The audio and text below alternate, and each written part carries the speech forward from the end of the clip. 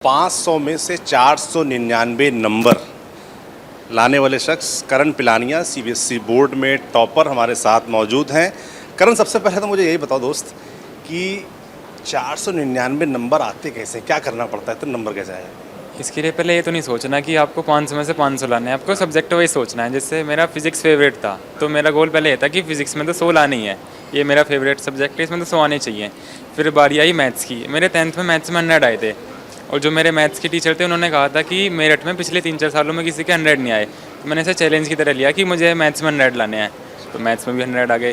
फिर बारी आई पेंटिंग की, वो सब कहते थे कि तो बहुत आसान सब्जेक्ट है, तो उसमें मुझे दिल पे लग गई कि इसमें तो आनी चाहिए 100, तो पेंटिंग में भी 100 आ गए।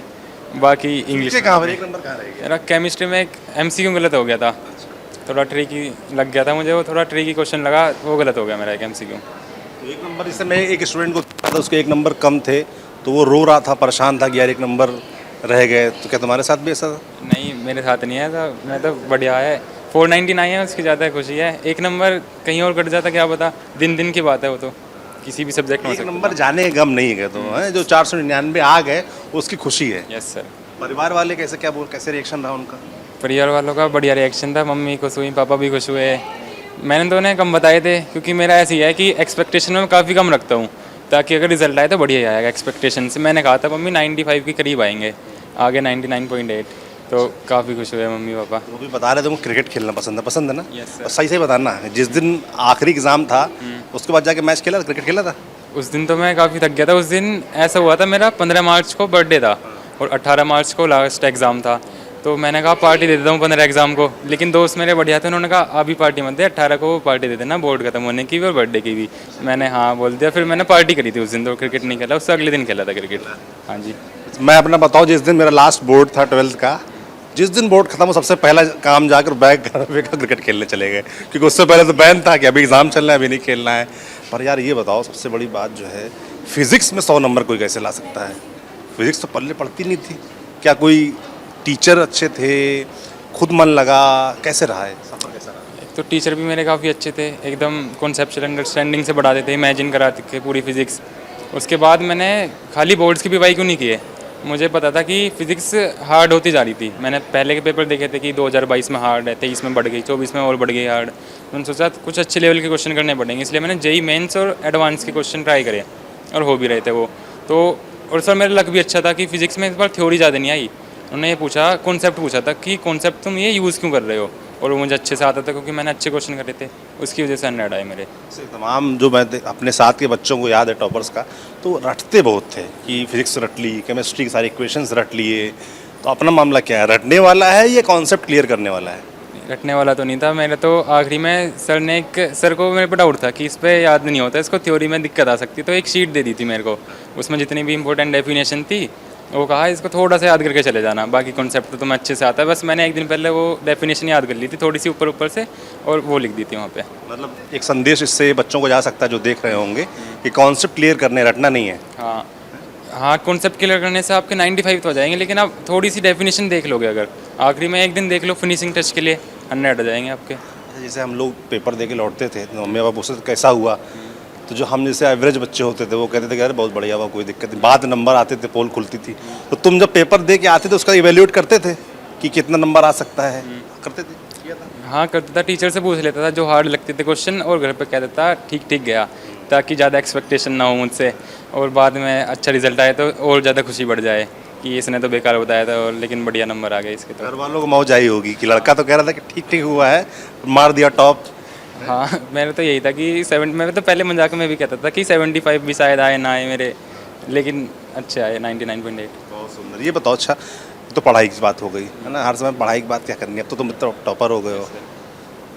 करना और क्या पसंद है? तुमने कहा क्रिकेट खेलना पसंद है, और क्या करना पसंद है? और मुझे टेबल टेनिस खेलना पसंद है, बाकी गाने सुनना पसंद है, यही। हाँ किसके गाने पसंद है? मुझे हनी सिंह, सिद्धू मूसेवाला, करण औजला, ये 3 सिंगर के ज़्यादा सुनता पंजाबी हूँ। गाने पसंद? हाँ पंजाबी ज़्यादा पसंद है मेरे को। सबसे ज़्यादा कौन पसंद, गाना कौन सा अच्छा है? हनी सिंह। हनी सिंह गाना कौन सा फेवरेट है तुम्हारा, हाँ। कौन सुनते हो ज़्यादा? अभी मैं ब्राउन रंग। ब्राउन रंग? हाँ जी। सुनाओगे? गाते नहीं उसको, सुनते सुनता हो? हूँ गाली। रैप ऐप करते हो? नहीं, तो सुनने में ज़्यादा मज़ा आता है मेरे को तो। सुनने में ज़्यादा मजा हाँ आता जी। है। Yes, ये sir। स्ट्रेस के रिलीवर के तौर पे भी काम करता है? हाँ, हाँ। क्या प्रोसेस रहता है? जैसे भाई टॉप करना है नहीं करना है ये तो बात की बात है, पर अच्छा करना है तो तुम्हारे विजन में रहा था है ना, कि मुझे अच्छे नंबर लाने हैं, अच्छे से आगे बढ़ना है। तो स्ट्रेस भी आता होगा, क्लास में भी कंपटीशन रहता होगा, घर वालों का प्रेशर रहता है। हाँ, थोड़ा बहुत तो रहता ही है कि अच्छे नंबर लाने हैं, बाकी बच्चों से अच्छा करना है, स्कूल में भी रहता है। उसके लिए सुनता था मैं गाने, तो ताकि स्ट्रेस ना हो इतना ज़्यादा, और होता भी नहीं था। फिर क्रिकेट वो तो बचपन से खेला है तो वो छूटता नहीं था क्रिकेट तो। क्या ज़्यादा पसंद है, बॉलिंग पसंद है, बैटिंग पसंद? बैटिंग पसंद है, स्पिनर को ज़्यादा शॉट से लगाता हूँ मैं। हाँ, सीधे छक्के की लेग में मारता हूँ, तो फुल शॉट पसंद है रोहित शर्मा का। Rohit Sharma favourite cricketer? विराट कोहली। विराट कोहली। हाँ जी। शॉट पसंद है रोहित शर्मा का, फेवरेट क्रिकेटर विराट कोहली है। बैटिंग देखने में मजा आता है विराट कोहली की, मतलब रोहित शर्मा का तो एक शॉट पसंद है, विराट कोहली सारी हर चीज़ पसंद है। हाँ जी। सब रिटायर हो गए विराट कोहली, क्या लग रहा, कैसा महसूस हुआ? बुरा तो लगा, लेकिन जब एग्जाम चल रहे थे ना ध्यान भी नहीं दिया। अब लग रहा है कि अब देखने को नहीं मिलेगा, आईपीएल में मिलेगा बस। आईपीएल भी देखते हो? हाँ, अब तो देखता हूँ, अब एग्ज़ाम होने के बाद। पहले तो वरना जब एग्ज़ाम चल रहे थे बस खाली स्कोर कार्ड देख लेता था कि क्या हो रहा है। अब तो पूरा मैच देखता हूँ एग्ज़ाम के बाद। टीम कौन सी? आरसीबी है और लखनऊ। आरसीबी और लखनऊ। हाँ जी। कल वाला मैच देखा आरसीबी लखनऊ का? हाँ कल तो मैं आरसीबी की साइड था, क्योंकि वो क्वालिफाई होके नंबर 2 पाना था ना उनको, तो कल तो आरसीबी की साइड था मैं। सही से बताओ तुम्हें क्या लगता है, अंदर से क्या इंट्यूशन आ रहा है, इस बार आरसीबी जीत रहा है? मुझे तो लग रहा है जीत रहा है। 18 साल हो गए और कोहली की जर्सी का नंबर भी 18 है। कोहली की वजह से फेवरेट है आरसीबी या और कोई वजह है? कोहली की वजह से। कोहली की वजह से। हाँ जी। चाहते हो इस बार जीते? हाँ बिल्कुल चाहता हूँ मैं तो जीते इस बार। अच्छा, अब आगे का बताओ मुझे, आगे क्या प्लान है? क्योंकि अब तुम टॉपर हो है ना, अब मीडिया बुला रहा है, आसपास रिश्तेदार परिवार सब लोग खूब प्रेस कर रहे होंगे, पर इसके साथ ही आएगा ढेरों एक्सपेक्टेशन। अब लोगों को लगेगा कि लड़का कुछ तो बड़ा करेगा, तो इसका प्रेशर भी आएगा साथ में, है प्रेशर आने भी लगा होगा मुझे लगता है। तो तुम क्या सोचते हो अपने आगे के बारे में कि 12th हो गया, अब आगे क्या करना है? अभी तो मैं इंजीनियरिंग करना चाहता हूँ, किसी अच्छे से सीएस लेना चाहता हूँ मैं, कंप्यूटर साइंस। और उसमें अगर कुछ जैसे इसरो है, डीआरडीओ है, उसमें अगर मुझे जाने का मौका मिले एज ए इंजीनियर तो मैं वहाँ जाना चाहता हूँ। डीआरडीओ और इसरो, स्पेस साइंस में इंटरेस्ट है?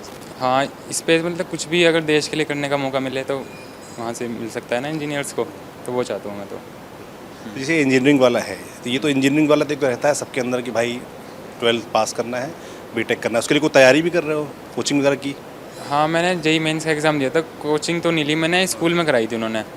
स्कूल में जेई मेंस और बोर्ड की दोनों की तैयारी कराई थी, तो मेरा मेंस में भी अच्छा स्कोर आया और बोर्ड्स में भी। बहुत बढ़िया। तो तुमने कोचिंग कोई भी नहीं ली, मतलब अन्य सब्जेक्ट्स की या आईआईटी वगैरह की, किसी की भी कोचिंग नहीं की, स्कूल से ही पूरा? कोचिंग नहीं ली, क्योंकि स्कूल में हमारे जो टीचर्स हैं आईआईटी से हैं, पढ़े हुए हैं खुद, तो उनको पता है कि क्या एग्ज़ाम में आता है, क्या पढ़ाना है, क्या नोट्स बनाने हैं, तो ज़रूरत ही नहीं पड़ी। तो स्पोर्ट्स भी कंटिन्यू करोगे पढ़ाई के साथ में, कि पढ़ाई ज़्यादा हावी रहती है, स्पोर्ट्स को तो समय नहीं दे पाते?